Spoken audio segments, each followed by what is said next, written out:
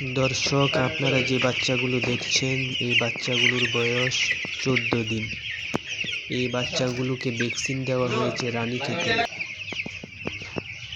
এবং যে বাচ্চাগুলো এখানে থাকে, ঘুমায়, তাদের জন্য ঘুমানোর বিছানা হিসাবে ধানের তুষ দেওয়া হয়েছে, কারণ সেখানে যেন আরামে ঘুমাতে পারে।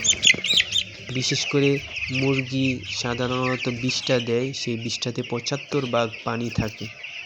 তো যদি ভিজে যায় জায়গা, তাহলে মুরগির বিভিন্ন রকম অসুখ হতে পারে।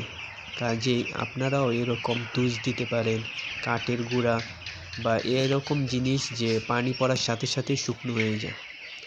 এই বিষয়ে আপনারা খেয়াল রাখবেন, এবং মুরগি পালনের উদ্দেশ্য যদি থাকে, তাহলে অবশ্যই কিভাবে পালতে হয় সেটার দক্ষতা নিতে হবে।